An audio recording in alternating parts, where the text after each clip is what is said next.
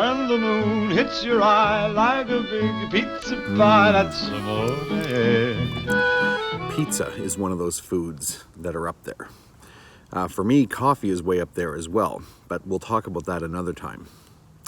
Food is one of those things that people have kind of rediscovered in a way during 2020, during the time when we've been in our homes for longer than usual.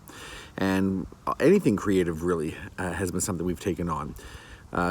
Information will tell you that stores that sell outdoor gardening products and indeed anything related to the outdoors have done very well financially. Lots of things have been ordered, delivered, sought.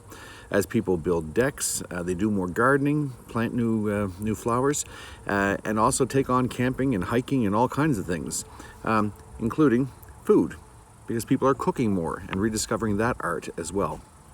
I think it's very important that we do these things, not only because they're life skills, not only because they sustain us, and not only because they bring us joy, but we value things more when we do them ourselves, when we invest more into them. In the Bible, and indeed in the church, it is often spoken of how Jesus had taught people about food and drink, water, sometimes wine as well. But he talks about not just the food that sustains us for a day, that keeps our bodies going.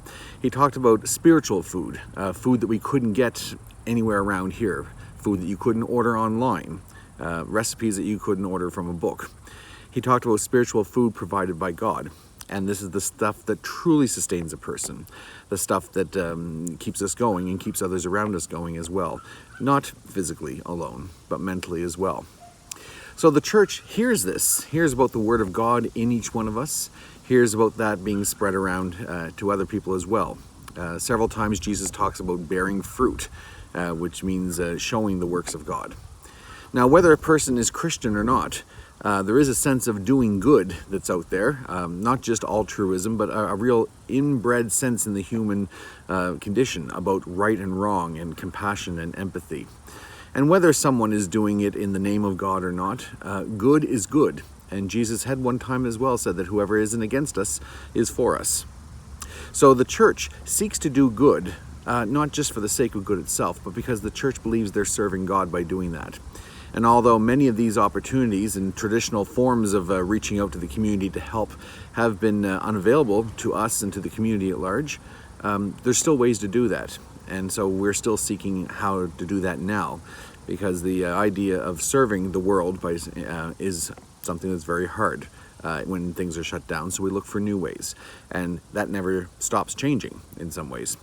So God has shown us that there's still the church. Obviously, the church has remained strong, and he showed us that we're to continue to do these things of serving people, not for the sake of themselves, but because that's how we serve God best, by doing good in the world, by feeding people, not just with lunch, although that's part of it, not just with a good word or two here and there, but that's part of it too, but also by living examples of how God asks us to work in our lives, how God asks us to show his love for people in our lives and the way we treat others. So this summer, enjoy many of the things that is in this beautiful land of ours, especially here in New Brunswick.